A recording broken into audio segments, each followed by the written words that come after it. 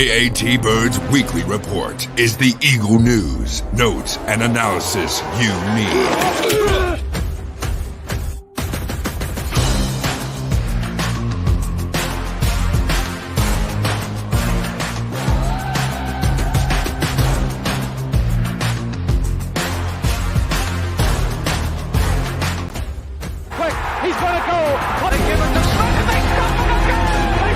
Go back. He looks, fires for the end zone. Intercepted. The 20, the 10, the 5. Touchdown. Matt Ware. Midfield. He's going to go. Deshaun Jackson. He steps up his head and falls forward. And he fumbles the football and the Eagles have it. It's one. And the Eagles win. It's all birds. All the time. And welcome to another edition of the AATBirds Weekly Report. I myself, Johnny Ulecka, is joined as always by Chip at Chip for the Birds, and we are joined by special guest Luke Braun at Luke Braun NFL. Does the Locked On Vikings podcast. Going to talk a little bit about Eagles Vikings matchup coming up tomorrow night. It is a short week, so there's a lot to dive into. But Luke, thank you for coming on with us for the second year. My pleasure. So I want to start off with this. What I'm going to have you do, I want to kind of have you talk a little bit about the Vikings. And I know they lost the first game against Tampa. Kind of a little bit about where they are going into this week in terms of what it looks like. I know it was a tough matchup, a tough loss there, and then kind of their eyes that are set on the Eagles, and just kind of start with that. Yeah, they're not nearly as discouraged as the fans are. Vikings fans are pretty much toes hanging off the ledge at any given moment, and they need a stiff breeze to throw them over. For the team itself, they kind of understand, look, we did a lot of things right in that game. We turned the ball over. They're 0-3 in the turnover battle. That's going to lose you the game. And if you don't turn that ball over, you take one of those turnovers away, and I think the Vikings win. And I think they kind of understand that, not to take anything away from the Bucs, but we don't need to push any panic buttons here. We're going to stay the course. We're going to keep doing what we were doing. We'll make adjustments the way we always will make adjustments when we see a team, and we'll have our notes and we'll do our week of practice. And, we're not, they still believe in what they've built. That said, hold on to the football. Protect the football, you idiots. It's the easiest note ever. I know how to fix it. Protect the football. Yeah, so I think part of again, Philadelphia had their opening week that was just so lovely. And part of it was tied to the fact that we did not play our starters in the preseason. So how much of it for your week one was rust, and how much of it is legitimate concerns moving forward for the rest of the season? I definitely don't want to give them that excuse. I'm going to guess the Eagles had a similar deal with their week one. When you don't play your starters in the preseason, probably, correct me if I'm wrong, there were joint practices or better, though that was the preseason. And that's a practice environment, not a game environment. So maybe there's something there, but typically you're going to get 3 times as many reps and in a safer environment where it's not quite as injury prone. So that's the thesis here. The Bears played a bunch of starters in the preseason. They came out horribly, right? True. Yeah. I don't know how much of a correlation that has, but if you want to take the joint practices and replace them with the preseason, you're giving your starters fewer reps. The only difference is we get to see them on TV, so we actually trust that they exist. So I don't give that any credence at all. That's a weak excuse, if you ask me. Protect the football. I don't care if it's your first time playing since January. Protect the football. That should be fundamental. So I want to kind of touch on, in the green room, we were talking about some injuries. Eagles are dealing with their injuries, but looking at the Vikings side, they're going to be down their center again. I guess he didn't play last week as well against the Bucs. He went out in the middle of the game. Okay. So he went out in the middle of the game. So first drive, you guys are going to be without your starting center. I know Darisaw and Davenport are both questionable. What is the injury report and kind of what are the status on that? I know Bradberry is out. Yep. Bradberry's out with a back injury. They're kind of being kind of cagey about it, so I don't know if it actually is unrelated to the back injury he was dealing with last year. The Vikings might not know either. Backs can be kind of tricky like that. Darrisaw's got an ankle thing he suffered in the Bucs game. Bradberry re-aggravated or maybe just injured it separately. His back, again, like backs, it happens. But Darrisaw had an ankle thing. He taped up his ankle and he finished the game, so he's kind of been limited all week. I'm going to guess they're going to do game time decision with him. He's listed as questionable. And Davenport was a game time decision last week with an issue of his own, and he was a game time decision. They did the whole let's warm him up, see how it feels, and then they shut him down before the game. So that's going to be where we're at. If Davenport doesn't go, it will probably be, again, a rotation of Pat Jones and DJ Wanham, a couple of rotational guys. Pat Jones is a much more of like a stout edge setter type, and DJ Wanham's a little bit more of a sort of quick twitch, like a more finesse rusher that backs off into coverage and can be a little rangier. And then on the O-line, for Bradberry, it'll be Austin Schlottman, who acquitted himself reasonably against Vita Vea last week. Gave up a couple, but you're going to expect that. And then at left tackle, it was when Darrisaw was out for a little bit, it was Oli Udoh, who's kind of a controversial figure here. He lost a camp competition, in my opinion, to Vidarian Lowe. And then the Vikings traded Vidarian Lowe for a 6th-round pick to the Patriots and went with Oli Udoh anyways. But Oli Udoh is a veteran, and there's more than the last preseason to him. So I'm sure that they feel a little bit more confident in saying, that preseason was rough, but that's not necessarily who he is. So overall, kind of looking at your roster and seeing players that you let go and players that you kept. I mean, I know that you had some big exodus with, the loss of Dalvin Cook when Alexander Mattison was seemingly on the trade block the entire last season, but they went, he was practically almost an Eagle. I think it was more likely to be both than it was to be keep everybody, but right. Yeah, it was the running back situation. I think, look, we got analytics GM now. I don't think he wants to pay running backs anymore. He inherited a big contract, and I think he wanted to just find the smoothest possible way out of it. And that was played out for 1 year, and then it was a lot more cuttable this year.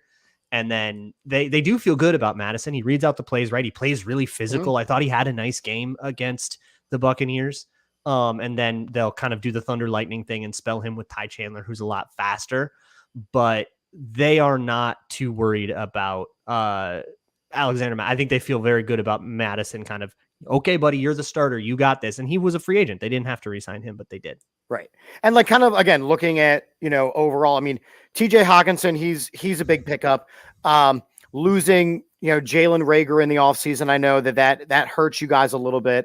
I say that as an Eagles fan because, he didn't make the team, baby. we fleeced you a we got a year of a punt returner for like a 5th round. But did you, I mean, that's fine. Oof. So what's kind of don't try to cope about Jalen Reagor, all right? You know what? If you look, you guys again, lost way more on him. We gave you some did. day 3 stuff for a punt returner. It's okay. That's whatever. 5th round picks get cut year 2 all the time. 5th round picks, absolutely. 1st round picks when Justin Jefferson goes immediately after. It's not so much. That one hurts a little more. That definitely hurts. He just lost the job to Brandon Powell, who is a better punt returner, and he happened to be a free agent this year. So kind of looking at your overall scope of the season, I mean, what is the ceiling? Is this in your mind, in your estimation, is this a Super Bowl roster? Is this a team that is going to compete deep into January and February, or is this team have a ceiling? And if it is, what is the thing that's going to hold this team back? I personally don't believe in ceilings. I think you can win games until you lose one, right? And you can be the best team in the league and you can lose in the divisional round. That happens like every year to someone, right? The best team doesn't win the Super Bowl every year. That's what makes football interesting. Right. But to give you maybe a more salient answer to your question, they're a team that can beat anybody and can lose to anybody. You can go up against the worst team in the league and they can totally piss down their legs and turn the ball over and commit a bunch of penalties and not get their crap together. And they can lose to whoever. But if they do pull it together, they have at least enough talent and the like schematically, I think they're in a good place. They're aggressive enough. And I think they've got enough of the right principles if they're playing well to go toe to toe with anybody. And I think that sort of stems from who Kirk Cousins is. where, he's a week-to-week proposition. Sometimes you get a really conservative version of Kirk. Sometimes you get an overly aggressive version of Kirk that's going to throw into tight windows and guys are going to make plays. Sometimes you just get Bozo Kirk that does inexplicable things, like line up under the right guard. I love when we get Bozo Kirk. He makes me very happy. Bozo Kirk is a thing of science will never understand. No analytics on that one? Well, he's always been an enemy of science. But sometimes you get him dialed in just in that right amount where he's aggressive but not too aggressive, and then the picture perfect mechanics and the arm strength and all of that stuff comes together, and then suddenly he can hang 40 on you when you thought you had a good defense. Yeah, no, and I think one thing when you're talking about defense here, so Brian Flores is with Minnesota, who is a Bill Belichick disciple. So the Eagles played Bill Belichick's defense last week, and now they're playing Brian Flores. It's going to be a lot of the same looks. A lot of the same looks. I know the Vikings did blitz one of the most, I think 18 times, I believe, or it was like 47%. It was insane. Yeah. So this is where we live now. Yeah, that's just who we are. It was a very, very high percentage. So in your eyes, looking at this defense and what they have to go up against with the Eagles offense, and what you kind of saw with the Eagles last week with Bill Belichick, how are you feeling in terms of trying to stop, Jalen Hurts and everybody on the Eagles? The way the Vikings are approaching defense and their roster, like you mentioned before, they lost a lot on that roster. No Dalvin Tomlinson, no Zadarius Smith, no Eric Kendricks, being replaced with guys that were already on the roster that are young up-and-comers that they feel okay about. Also guys like Marcus Davenport, who might not play. That the roster on defense on paper is not good. And I think if anybody says this roster is secretly good, they're selling you snake oil. But I think the Vikings also kind of understand that they're a little talent bereft there, and that they're, they cut a bunch of expensive contracts and replaced them with guys that might not be good. And when you have a stacked defense, you really have like a just up and down, everybody's good. You can play man-to-man coverage and rush for and do nothing fancy and just beat the guys across from you. When you don't have a stacked defense and there's holes on the roster, you blitz all the time. And just say, I don't care what that dude's pedigree is. He's a 6th round pick with a PFF grade you don't like. I don't care. He's unblocked and he's going to tackle your quarterback. What are you going to do about it? And the ball goes into the other team's court. I don't think that's ideal, right? It's better if you can just say, hey, I'm just better than you, and I'm going to impose my will on you as a defense. But when you're that blitz heavy, it comes down to, can the Eagles counter that stuff? Can they complete quick passes against off-man coverage and make plays after the catch? Can they get the ball out of their hands quickly? Can they survive that pressure and keep their concepts on time? Can they run the ball against those fronts? All of those questions are questions about the Eagles, not questions about the Vikings. And when the Vikings have a roster that might not be able to answer a lot of questions. The thing you do is you say, okay, this is going to be down to if your guys can answer the questions, but obviously that means you're not really in control of your own destiny a lot. We're closing our eyes. We're blitzing about half the time. No seatbelts. We die like men. I think that I saw somewhere that, obviously the last couple of times that the Eagles and the Vikings have gone against each other, it hasn't necessarily gone the way of the Vikings. So, we bring up the NFC Championship, which launched the Eagles into a Super Bowl last year where, the Vikings probably played a little better, but they were just, what's that? Turnovers, right? But turnovers. Go 0-for-3 in the turnover battle, and it's suddenly, maybe it was a toe-to-toe game that turned into an Eagles blowout because he turned the ball over 3 times. Protect the ball, man. That's the game. Is this, again, the feel of Minnesota here, is this turning into a bit of a rivalry game on your end of things, or is it just they've had our number the last couple of times, we kind of want to kick their ass a little bit? No, because the Eagles went to the Super Bowl last year, right? They're the class of the NFC. I think that's the feeling here. I don't think the relationship between the Vikings and Eagles is much different than the relationship between the Vikings and any other NFC team. We've got NFC Championship horror stories with the Commanders and the Giants and the Saints and the Falcons. You guys are special. Everybody's dunked on the Vikings in the NFC Championship. We've got pain forever. The Cardinals have a pain memory on us. The Rams have pain memories on us. I think like 2018, 2019, I would say maybe yes to this. When they came out in 2018, like they wanted to get you back. They wanted to go to the link and show that they could play there. 2019, they had, they were in a really angry moment as a franchise. And I think you guys were just kind of falling apart during that season. And then we didn't play again until last year, right? So I don't believe so. Well, and the Eagles kind of had to undergo a whole moment going from the Wentz moment, the Wentz era to the Jalen Hurts era in the middle of those 2 years too. So it's a totally different build with different coaches and all of that. But no, I think what we see is, oh crap, we just turned the ball over 3 times, had a sloppy game, and now we're going and playing the best team on the NFC on the road on a short week. That's the way we feel right now. How do you rise to that challenge? I think it'll tell you a lot about the Vikings' mettle. Look, I mean, the Vikings aren't favored. They shouldn't be favored. If they can go toe to toe and make this a game and not just get like blitzed 24-7 again, then I think Vikings fans will feel pretty good about it. Even though they're 0-2, they're going to go, okay, this team has something, and it's a long season, and we'll see if they can pull themselves into a better spot record wise. And if they can pull out a win, oh yeah, all right, we're forgetting entirely about the Tampa game. Let's go, baby. Right. But we know this is a good team, and sports are a mirror. When you are challenged, you find out not about who they are, but about who you are. And I think we'll find out a little bit about who the Vikings are. Yeah, and I think when you look at the Philadelphia Eagles and you look at the injuries, and of course I'm bringing up injuries again because the Eagles are going to be missing. I saw somewhere potentially 4 starters. Well, more, yeah. Well, it's going to be 4 starters with Nakobe Dean. So 4 starters last year in any game. They didn't miss 4 starters in any of those games because they were relatively healthy. And it was something that I did bring up on multiple shows about the Eagles aren't going to be as healthy as they were last year. It's evident. It's just not going to happen. And you're not going to be 22 of 22 starters in the Super Bowl. It's just, that doesn't happen all the time. Mm-hmm. So with them now, there's the cornerback number 2, James Bradberry, is not going to be playing. They're starting safety. Josh Jobe will be the starter. Okay. You're going to have Reed Blankenship is not going to be starting. He has a rib thing. And then Kenny Gainwell, which honestly, I think that maybe benefit the Eagles because I think that would benefit us Swift, a little bit too. Oh, DeAndre Swift had some bangers against the Vikings as a Lion. You have Swift and Penny. To me, Gainwell is a third down type of guy. He's a kind of a banger here and there. He doesn't show you explosiveness. He's not that type of running back. I don't know what the coaches see. Maybe because he's a draft pick, they just keep trying to push it. But you're losing those 3 guys, and you're losing Nakobe Dean, who is on short-term IR.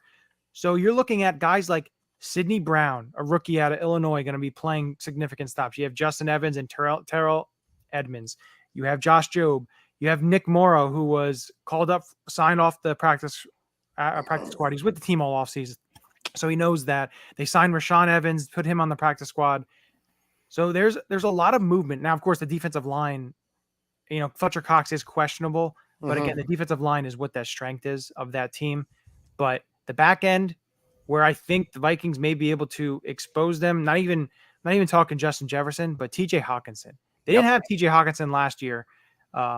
When these or Jordan Addison played. And that's probably now the second and third receiving option.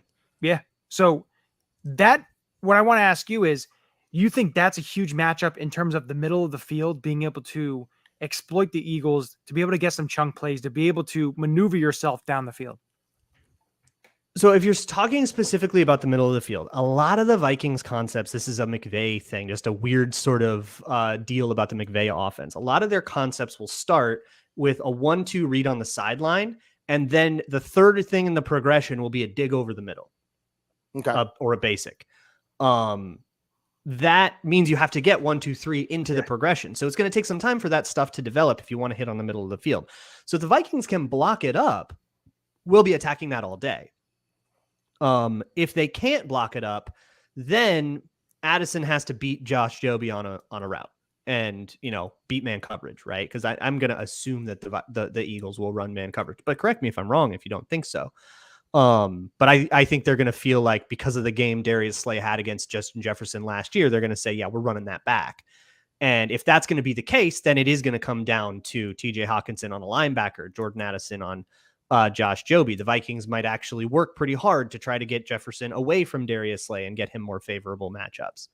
And then, then it just comes, guys have to win routes, and we have to find a way to get the ball out quickly, especially if, banged up offensive line against Jordan Davis, Jalen Carter, all these young Georgia guys, and not to mention Fletcher Cox if he plays.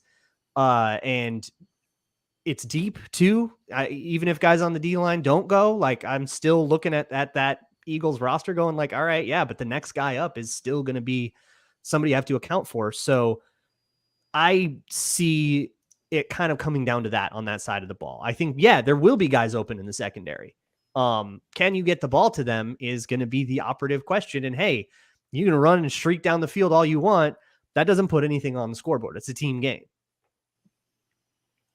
Yeah, I like that. I agree with that. So we're getting towards the witching hour for you.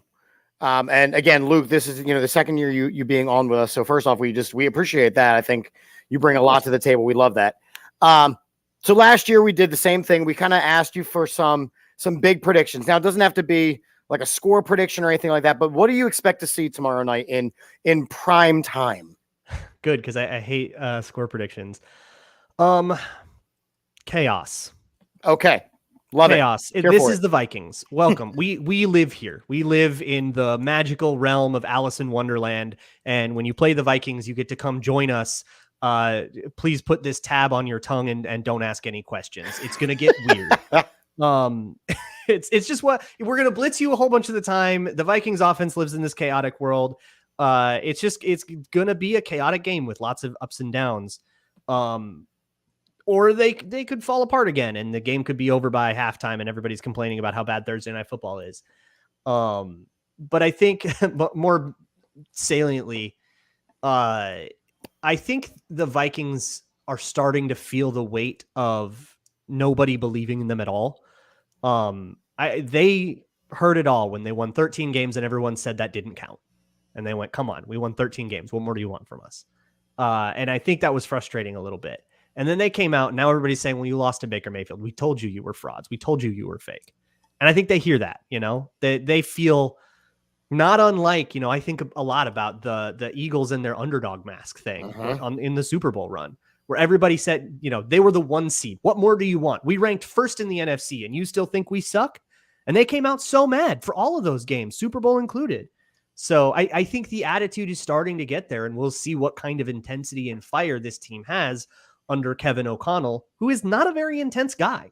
He is he's a beach vibes kind of coach. He's a laid back, everything's going to be all right, kumbaya kind of guy.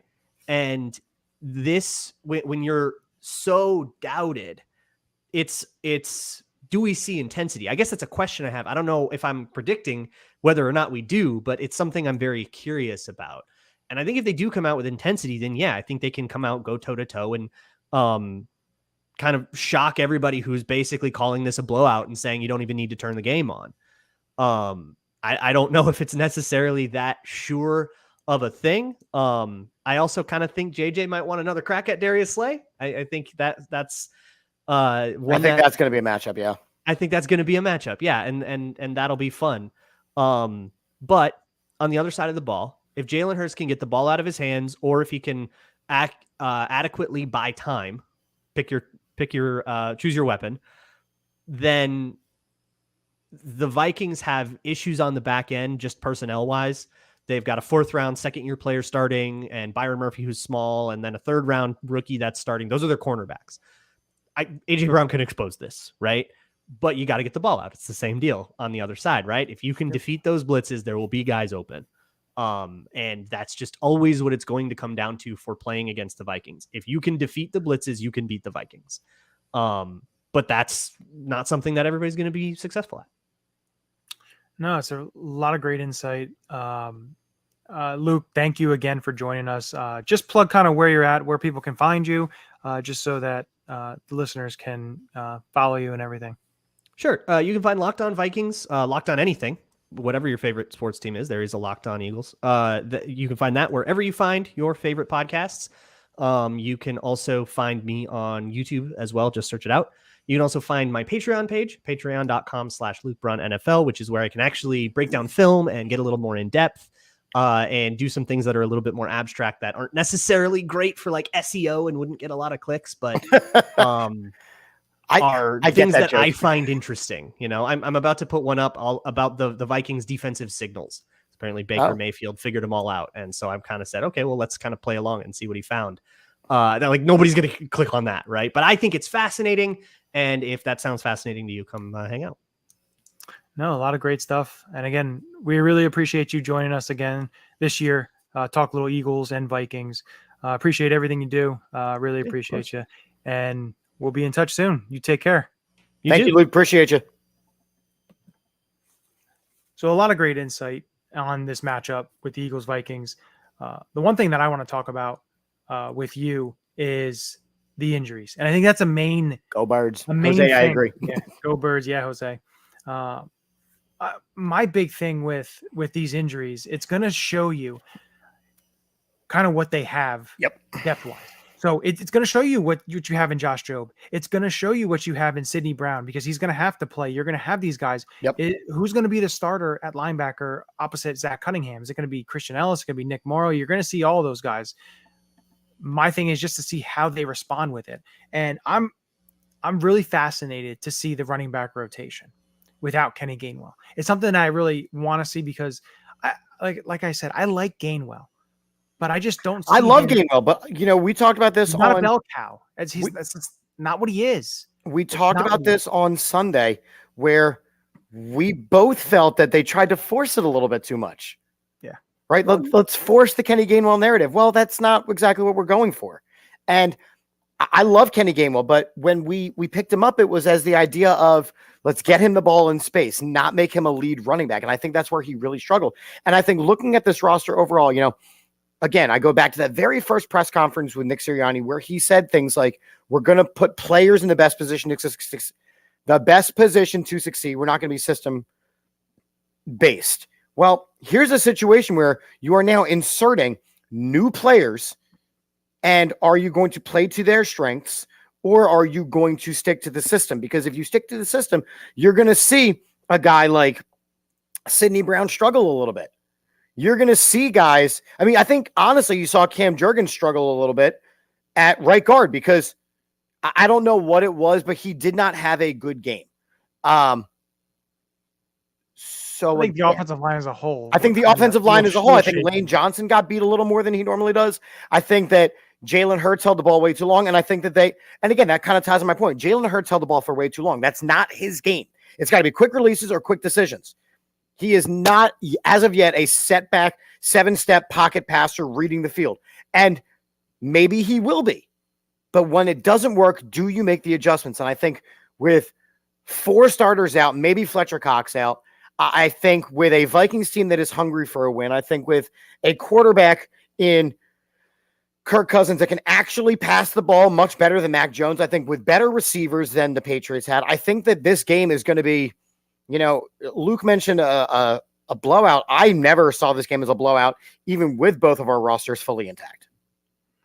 Yeah, I don't think it's going to be a blowout. I'm really, really curious to see what the Eagles do defensively. Also, what they do offensively with these blitzes. Looking at the Vikings' 50% blitz rate from week 1, you're going to have to be able to try to. You're not going to be able to sit in the pocket because they're going to have, and they better not try. Find the open guy. Use Dallas Goedert. There will be open guys. Yeah. Rashad Penny, the last 2 seasons. Yes, I know he had injury plague NFL career, but his last 2 seasons, 6.1 yards per carry and 6.3 yards per carry. The guy gets yards. Give him the ball. Let him play. Use DeAndre Swift as a changeup. Let DeAndre Swift come out of the backfield. Use him in space. Do different things. And then, of course, still get the ball to your playmakers and A.J. Brown and Devontae Smith. But I'm also, Johnny, really big on the idea of not overcorrecting. Oh, no. Don't force it. If it's so, not and that's kind of my point. So, like, Dallas Goedert, again, Javier, it's like you were reading my mind as I was saying, right? With 0 catches to Dallas Goedert the last game, and honestly, 1 target, right? And it was a bad target, but 1 target. Do you think they're going to force it to him? I absolutely think they're going to force it to him. I absolutely think they're going to force it to him. I would be surprised if on the first drive of the game, there are not a minimum of 3 targets to Dallas Goedert. Whether that is curl routes, whether that is sideline routes, whether that's a tight end screen, I would say there is a minimum of 3 targets to Dallas Goedert in the first drive of the game. I just think also what you're going to see is Minnesota. Yes, Brian Flores is the defensive coordinator. I just don't think Minnesota, they're not going to deploy their defensive backs and their big safeties kind of like what Bill did with his guys defensively. Like talking to Luke, talks about the secondary. They've got some young guys there. They don't, they have some question marks in the secondary, and their linebackers are Jordan Hicks and Ivan Pace Jr. I love Jordan Hicks. I really do. No, I do as well, but you also have to look at it this way. They lost a lot, especially if Marcus Davenport winds up not being able to play. Their pass rushing is basically Danielle Hunter. DJ Wonham is okay. He's, but if you don't have Marcus Davenport, and of course Zadarius Smith isn't there anymore. Dalvin Tomlinson now, he's more of a big time run stuffer in the middle there, clogging up holes. He's not there. They lost.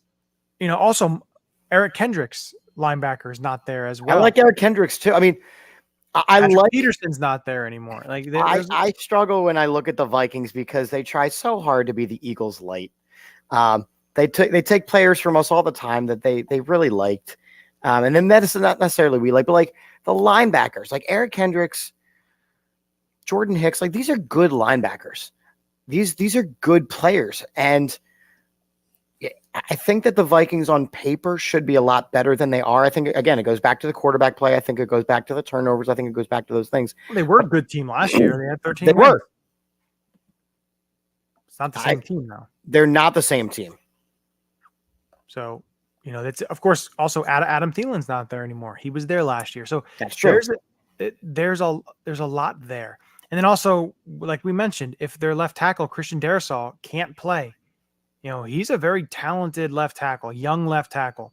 If he can't play, then you have Oli Udoh, and then, of course, Garrett Bradberry is not going to be there, so it's going to be Schlottman. So you're going to have a couple backups in there again. The Eagles' defensive line needs to feast. They need to be able to get pressure on Kirk. And like Luke stated, he's talked about the way that Kevin O'Connell's offense operates, how they go about it. Looking at the reads to the sidelines and then looking back over into the middle. The problem is when you do that, of course, you need time. And if the Eagles defense can do what they did against Mac Jones and don't give Kirk that time to make him throw the ball quick, to make him get out of it, you could get a handful of sacks. You can possibly get some turnovers as well. So that's definitely something that I'm looking forward to watching.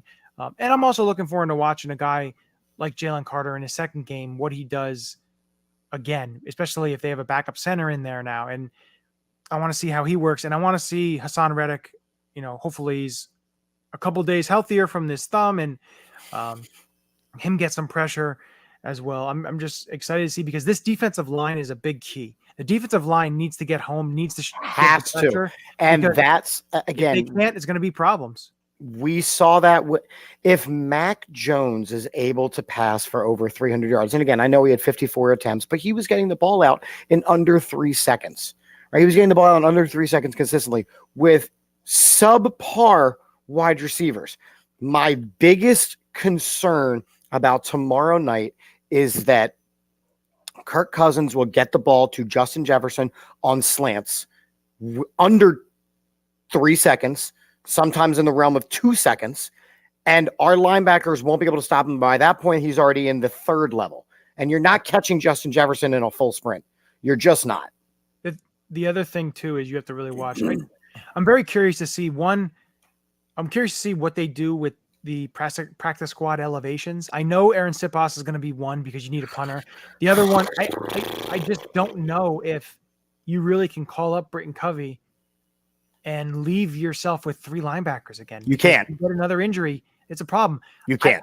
Honestly, what I think needs to happen is Olamide Zaccheaus should be the punt returner. He's done it before. Let him do that. And I think they need to elevate Rashaan Evans. I know he's only been there a couple days, but he can be your fourth linebacker. He can play on special teams. You need to have 4 guys there. You can't just roll with 3, because if you have you have an injury again or multiple injuries, then you're bringing Terrell Edmonds down playing linebacker, and then you just deplete your safety room because you only have 3 safeties with the injury to Reed Blankenship. So there's a lot of maneuvering. There's a lot of stuff that is going to be, unfortunately, hopefully it's not exposed, but there is. And it's a short week. So we knew it was going to be tough. The big positive is that it is the long layoff after this. So they have the chance to get healthy. I mean, look, the fact that they won game 1 is big, because you never want to start a season 0-2, right? No. So I know the Vikings are playing for that. Not saying that it's going to happen, but my concern is not as severe had the Eagles found a way to lose that game against New England this past weekend. If they end up 1-1, they end up 1-1.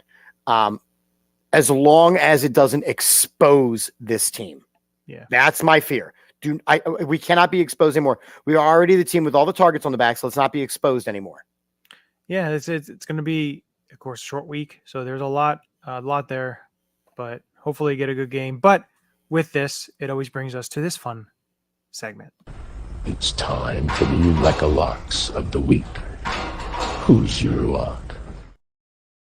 So last week, of course, this is the Ulecka Locks. It's the segment where we pick something to happen in this weekend's games, whether it's this game, whether it's any kind of game this weekend, even college football we've done before.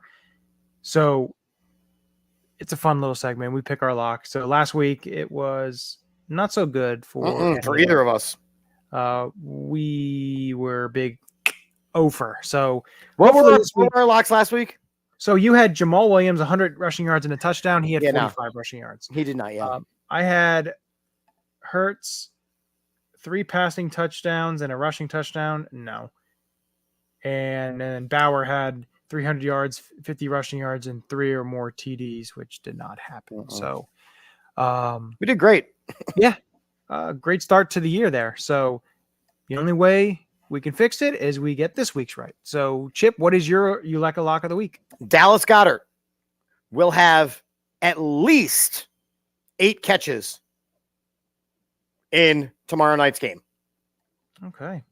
Dallas Goedert, 8 receptions. That's the overcorrection. The overcorrection. And I just, not for the Ulecka locks, but one really bad drop at some point.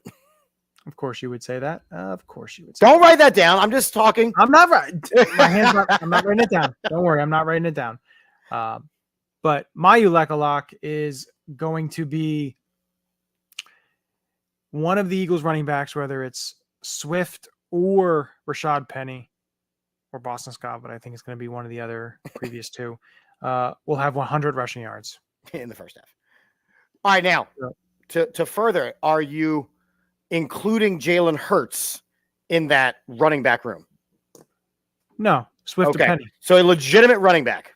Yeah, legitimate running back. Hopefully I'm right.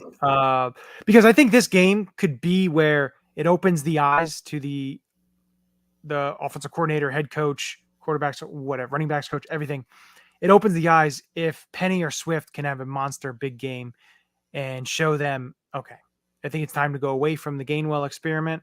Not saying you get rid of them totally, but you can use them sparingly. You can use them here and there. You can use them to grind out games too and stuff like that. But if you want someone that can get you yards, a potential home run hitter, Swift is that definitely in the pass game. In the run game, he could do that as a little bit. Penny is that in the run game. Yeah, you need to. I don't think of it as the word experiment. You know, I really do like Kenny Gainwell. I do, but I just don't think I think they're misusing him. He's not a running back that should be getting. I know he only had 14 carries and a couple catches, but I don't think he's a running back should be getting around 20 touches. Not even for a second.